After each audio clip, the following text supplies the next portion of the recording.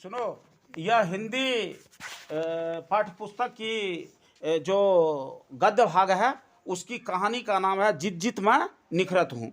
जित जित मैं निखरत हूँ और इसको लिखा है कौन? पंडित बिरजू महाराज। अब पंडित बिरजू महाराज के बारे में जान लो। यह कथक नृत्य के सो बहुत ही प्रतिष्ठित नृत्य करने वाले व्यक्ति रहे हैं। अब बिरजू महाराज के जीवन एक बात हम लोगों को शिक्षा के रूप में सो सदैव याद रखने के लिए प्रेरणा देता है कि जिस व्यक्ति के जीवन में सिर्फ सुख ही सुख है वह उसका भी जीवन पूर्ण नहीं है, और जिस व्यक्ति का जीवन में सिर्फ दुख ही दुख है उसका भी जीवन पूर्ण नहीं है। जैसे कि तो बिरजू महाराज के जीवन में कुछ इसी तरह की बात हुई है। अब देखो, बिरजू महाराज के पिताजी एक अच्छे नृत्य करने वाले व्यक्ति थे और वह भी आपको कथक नृत्य के ही कलाकार थे। ये सो आपको उस समय, जिस समय की यह बात है, उस समय के जो भी कलाकार होते थे उनका सो रहना होता था किसी सम्राट के यहाँ, किसी नवाब के यहाँ, या कोई जो रजवाड़ा होता था उनके यहाँ, राजा रजवाड़े के यहाँ। तो राजा रजवाड़े लोग रखते थे कलाकार को अपने पसंदीदा बात देखने के लिए, उसके नृत्य को देखने और गीत को सुनने के लिए। तो कुछ इसी तरह की बात होती है सो तुमको पंडित बिरजू महाराज के साथ भी। उनके पिताजी जो थे सो लखनऊ और रामपुर दो नवाब के यहाँ सो रहे थे, और इससे सो आपको नवाब उन्हें पारिश्रमिक देता था, उनका महीना फिक्स था और उससे इनकी परवरिश होती थी। बिरजू महाराज का जन्म तो लखनऊ में हुआ था, किंतु रामपुर के जो नवाब थे अधिकांश समय वहाँ ही उनका गुजरा। शुरू से वे नृत्य के प्रति समर्पित थे। पिताजी उनके गुरु थे। पिताजी के छत्र छाया में वह आपको सो नृत्य क्या करते थे। लेकिन देखो, विडंबना यह बात की होती है, जो आदमी बहुत ही उत्कृष्टता पूर्वक बढ़ता रहता है, अपने कला को सो शीर्ष रूप देना चाहता है, उसमें बहुत सारी घटनाएं घटती है। होता है क्या, बिरजू महाराज जब ये 9 साल के थे, 9.5 साल के थे, तो उनके पिताजी चल बसे। लेकिन उससे पहले उनका जो चाचा थे सो आपको उनका नाम था शंभू जी महाराज और इनके पिता अपने पिताजी के साथ यह नाचते हुए एक बार कथक नृत्य करते हुए एक बार ये सो तुमको प्रथम पुरस्कार लिए थे और सब जगह ये बालक सो मात्र 6 वर्ष का उनका उम्र था, सो आपको चर्चा का विषय बन गया था, प्रथम पुरस्कार हुए लिए थे। लेकिन 9.5 वर्ष की उम्र जाते जाते इनके पिता की मृत्यु हो गई। पिता की जब मृत्यु हो जाती है तो उनके पास उतने पैसे नहीं थे जो उसका वह श्राद्ध कर सकता था। वो कहा जाता 13वां करना, संपिंडन जिसको कहते हैं, 10वीं जो उनका कार्य शुरू होता है एकादशा से, वह तो नखवाल से लेकर के और 13वां संपिंडन तक का इसके पास पैसा नहीं था। वह समय था कब? तो वह समय आपको 50 से पहले ईस्वी की है। उस समय में पैसा का बहुत ही वास्तविक मूल्य हुआ करता था। ये कथक नृत्य के लिए स्टेज प्रोग्राम दिए, गला में उतरी लेकिन इन्होंने दिया, और 500 रुपये आए। 500 रुपया जो कलेक्शन हुआ उससे उन्होंने पिताजी का बहुत अच्छा से 13वां तक कर डाला। और यहाँ एक क्वेश्चन तुम पढ़ोगे आगे, कहा मैंने गंडा छुड़वा लिया। गंडा बांधना होता था जो किसी को शिष्य स्वीकार करना। तो इनके पिताजी ने इनका सिर्फ पिता नहीं थे बल्कि इनके गुरु भी थे। गुरु को उन्होंने शिष्य के रूप में स्वीकार किया था। जब शिष्य के रूप में स्वीकार किया था तो दक्षिणा देना भी एक शिष्य का कर्तव्य होता है। तो ये दक्षिणा तो नहीं दे पाए थे, लेकिन ये जब 500 रुपया कमाए और इनका 13वीं तक यानी कि 9 केस से लेकर के और संपिंडन तक इसका संपन्न हो गया, तो कहा जो यह सोचा जो 500 रुपये जो इसमें खर्च हुआ, पिताजी जो हमको कला दिया था उस पर कमाई हुई, समझो जो मैं अपना गंडा ही छुड़वा रहा हूँ। गंडा छुड़वा देना माने हमको जो दक्षिणा देना चाहिए गुरु को, हमारे पिताजी हमारे गुरु थे, वह मैंने कर दिया। फिर ये संघर्ष का दौर चलता रहा, ये कभी पीछे मुड़ने के, जब संघर्ष आती है तो उसका सामना करना चाहिए और कठिन बात सोचकर अगर घर में बैठ जाओगे तो कभी सफलता के शिखर पर नहीं जा पाओगे। और विश्व इतिहास इसकी साक्षी है, विश्व साहित्य इसकी साक्षी है, जो अनवरत मेहनत किया है वह शिखर पर पहुंचा है। चाहे तुम्हारा चाणक्य हो या कालिदास या गुप्त जी हों या नहीं तो हजारी प्रसाद द्विवेदी, सब संघर्ष के तब साहित्य के वे सब बहुत बड़े नायक बने, कलाकार बने। तो कुछ इसी तरह की बात, यह भी तो कथक नृत्य का बहुत बड़े व्यक्ति हैं, कथक नृत्य का बहुत बड़े व्यक्ति हैं, तो इनका भी अपना क्षेत्र में बहुत ही ये दायित्व हुआ करता था और ये अपने करने के लिए आगे बढ़ते थे। तो जब ये अपना शिक्षा को खास करके नृत्य भी एक प्रकार का शिक्षा है, उसको आगे बढ़ा रहे थे, तो उनको यह जरूरत हुई पिताजी जाने के बाद, पिताजी से बहुत कुछ तो सीख ही लिए थे। शंभू जी महाराज जो इनके चाचा थे, हर मोड़ पर इनको मदद ही करता था। तब यह सर्वप्रथम हिंदुस्तान डांस म्यूजिक से हुए जुड़े और वहाँ निर्मला जोशी के संपर्क में आए। निर्मला जोशी इन्हें बहुत ज़्यादा मानता था और देखा ये अंदर से समर्पित है पढ़ने के प्रति। तो चाचा के साथ नाचते हुए और पिताजी के साथ नाचते हुए जब उन्होंने प्रथम पुरस्कार पाया था तो वह बहुत ज़्यादा उससे उनको खुशी हुई थी। समय बीतता गया और कोई भी जो प्रोग्राम होता था उससे पहले माँ को वह खड़ा कर देता था और कहता था आप जज कीजिए जो हम में क्या कमी है। तो चूंकि यह उसके पिताजी को भी नाचते हुए देखा था, कथक नृत्य के बहुत बड़े कलाकार थे, तो उनके पिताजी उनका माताजी जज करते थे, उनका न्याय करते थे जो कहाँ तुम्हारा कमी रह गया है, पिताजी में और तुम में क्या समानता में कमी है, और उस चीज़ को वह निखार लेते थे और फिर उन्हें उस चीज़ को सुधारने का कोशिश करते थे। होता है क्या, 9.5 साल के बाद 18 साल का उम्र होता है तो मात्र एक ही लड़का है, ये पंडित बिरजू महाराज, इनका शादी कर दिया जाता है। शादी जब कर दिया जाता है, इनकी माँ का एक ही पुत्र है, इसलिए माँ का दिल हमेशा छोटा रहता था। जरा भी कहीं प्रोग्राम से भी अगर लेट हो जाता था तो कहता था क्यों, एक माँ, खास करके जब किसी माँ को एक ही संतान हो, एक ही लड़का हो, तो उनका दिल तो बहुत ही छोटा होता है। हमेशा वह सेकंड के लिए अगर लेट होता है तो उनको ये होने लगती है जो कहाँ रह गया है। तो इस तरह की बात हुआ करता था इनके भी साथ। 18 वर्ष की उम्र में शादी कर दिया जाता है, जो अगर परिवार का दायित्व आता है तो उसका वह निर्वहन करेंगे, इस तरह से वह करते हैं। देखा जाता है जो नृत्य करते हुए इनको यह भी जरूरत हो गया जो हम भी किसी को शिक्षा दे सकें। तो बिरजू महाराज करीब 56 में आपको एक रश्मि वाजपेयी थी, उनको शिक्षा देना शुरू किए। बाद में पत्नी भी हो गई थी और उसको उन्होंने दुर्भाग्य कहा। तब यह क्या किया, तो संगीत भारती से जुड़े दिल्ली में और 250 रुपया उनको महीना दिया जाता था।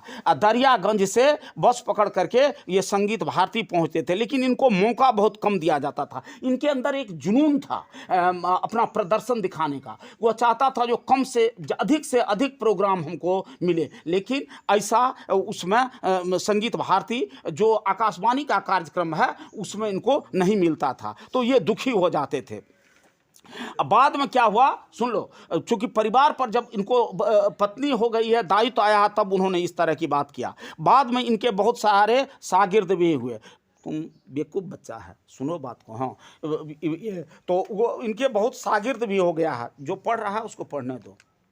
तो वह बहुत ज़्यादा शागिर्द माना इसके चारों माना शिष्य बनना। तो शिष्य बनने में तो ये इनके बहुत सारे शागिर्द पीछे चलने वाले लोग हो गए हैं और उसमें आपको सो खास करके रश्मि वाजपेयी को यह शाश्वती कहते थे। इसके बाद आपको बोरोनिक, फिलिप, मैक्सलिन, तीरथ प्रताप, दुर्गा, ये सब इनका इसके पीछे चलने वाले, इसको कला को सीखने वाले व्यक्ति हैं। और माँ के बारे में हम कह दिए हैं, जो इनके सबसे बड़ा जज थे और गुरु इनके पिता थे।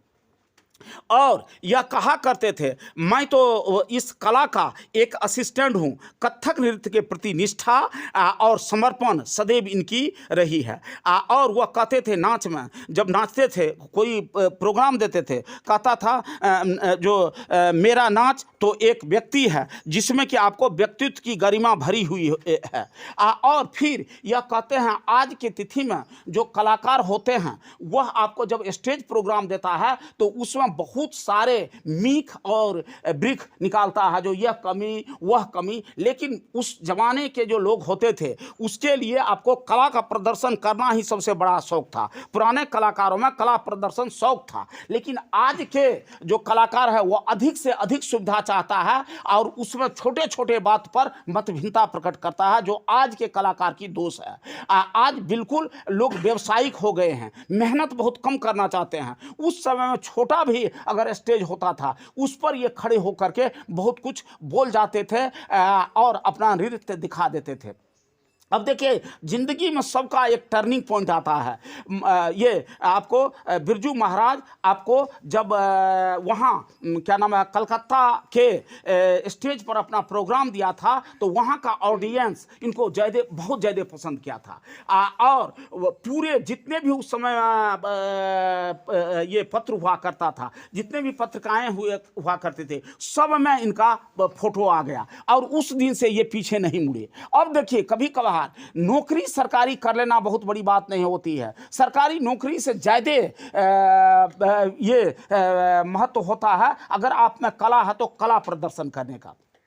देखो, ये जो बिरजू महाराज थे उनको रामपुर के नवाब कहते थे। इनके पिता भी रहते थे रामपुर नवाब के यहाँ, और उनके ये भी रहते थे उनके यहाँ। वो बारंबार कहते थे जो आप अपना बेटा को नचवाइए, क्योंकि 6 साल का था, देखने में बहुत अच्छा था और उनमें कला बहुत उत्कृष्ट प्रकार की थी। कहता था बेटा का ही ज़्यादा हम कथक नृत्य देखना चाहते हैं।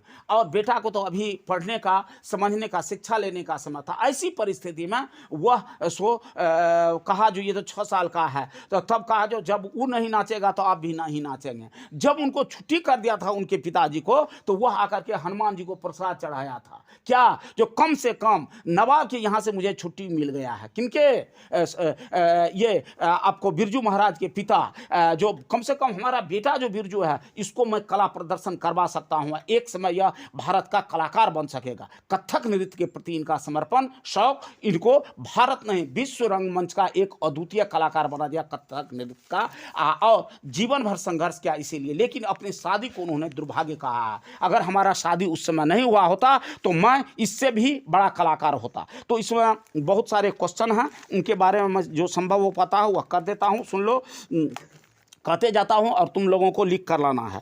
अब देखो, पहले है शंभू, लखनऊ और रामपुर से बिरजू महाराज का क्या संबंध है। क्वेश्चन आंसर सुनो। ये तो लखनऊ में बिरजू महाराज का अपने पिताजी के साथ जो कला प्रदर्शन के लिए इनके पिताजी रहते थे, उनका लखनऊ में जन्म हुआ था, क्योंकि परिवार उनके साथ ही रहते थे।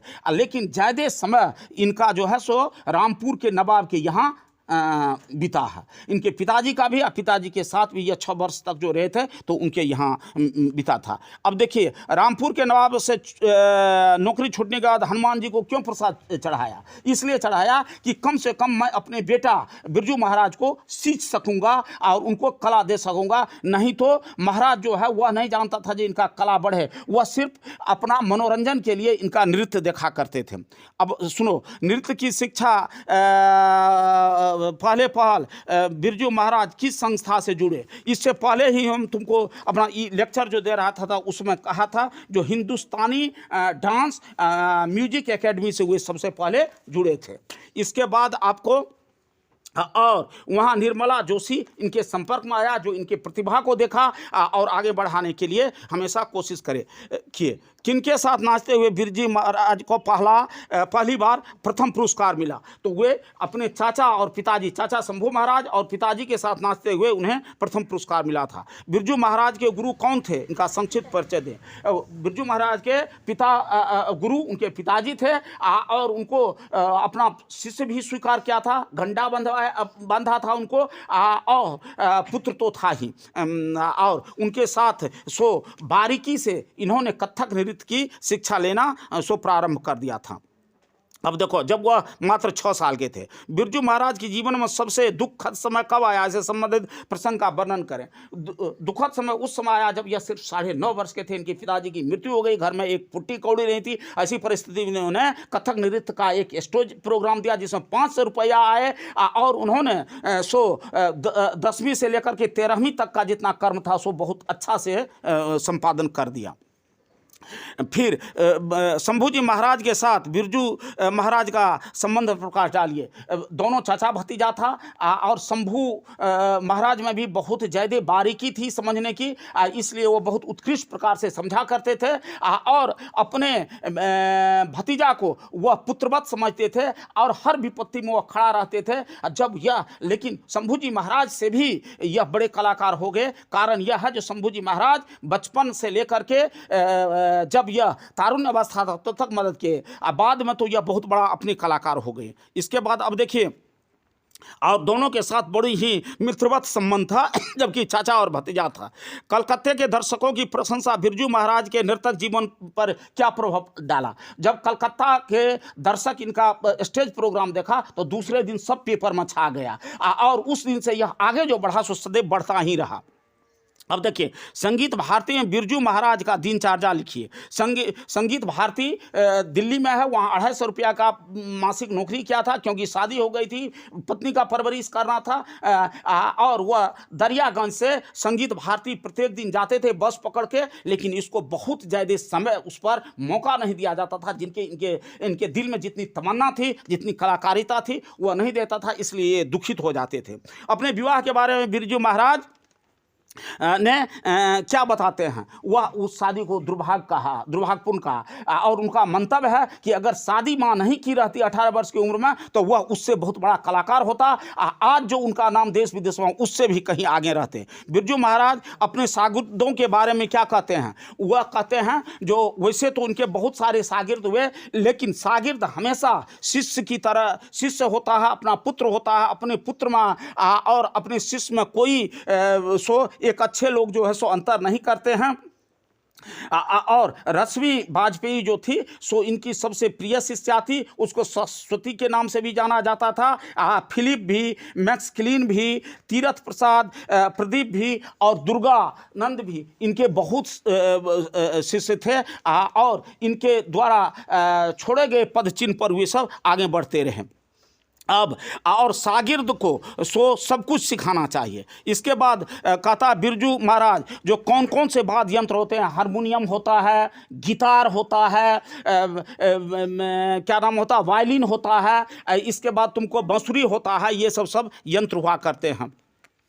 अब सुनो, व्याख्या करने के लिए करा 500 रुपये देकर मैंने गंडा बंधवाया। वास्तव में जब ये स्टेज प्रोग्राम दिया तो 500 रुपया इनको आया था, क्योंकि पिताजी की मृत्यु हो गई थी। 10वीं से लेकर के 13वां तक करने के लिए पैसे नहीं था, लेकिन 500 रुपया से तीनों कार्य संपादन हो गया। तो वो समझो, जो वह कहा, जो मैं अपने पिताजी मेरे गुरु थे उसको मैं दे करके गंडा ही बंधवाया, यानी कि मैंने गुरु दक्षिणा ही दिया। मैं कोई चीज़ चुराता नहीं, मैं अपने बेटे के लिए रखता नहीं, जो सिखाना है वह सिखाता हूँ। वास्तव में यह कलाकार का एक गुण होता है। जो अच्छे टीचर होते हैं, अच्छे गायक होते हैं, अच्छे कलाकार होते हैं, वह कला सबके लिए बराबर रूप से, उसको अपना बेटा और शिष्य में कोई अंतर नहीं होता है, और उसी तरह का काम इन्होंने किया था। इसके बाद बिरजू महाराज, मैं तो बेचारा एक असिस्टेंट हूँ नाच करने वाले का। वास्तव में नाच आंतरिक एक एक कला है।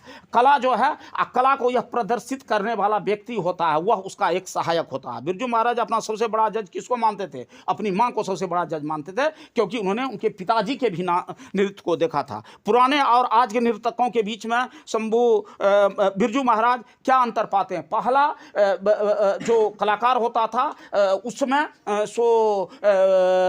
वास्तविकता का कला से संबंध होता था, वह दूसरे को देना चाहता था, कला सिखाना चाहता था, अपना प्रदर्शन करना चाहता था, वह मेक ब्रीक नहीं समझता था। और जगह सुविधा मिले या नहीं मिले वह कला को प्रदर्शित करता था। लेकिन आज के कलाकार जो हैं वह जो है सो मेक ब्रीक ज़्यादा निकलता है, सुविधा बहुत ज़्यादा चाहते हैं और ये काम करना। आज के तुम शिक्षक को भी देखो, वह सुविधा जो आज के नए शिक्षक हैं डायरी में लेकर के खोल करके सबको लिखा देंगे, कहेंगे रटो। लेकिन पुराने शिक्षक को पसंद नहीं है। मैं विद्यार्थी के दिमाग में इतना बात कैसे दूंगा, उनके लिए वह एक भूख बनी हुई रहती है। तो पुराने कलाकार और आज के कलाकार में ये, वो लोग कला के प्रति समर्पित होते थे, अपना ज्ञान दूसरे को देने के लिए तत्पर हुआ करते थे। आज सिर्फ पैसा कमाना उसका धर्म है और कला का कोई प्रदर्शन करना उसके लिए मायना नहीं रखता है।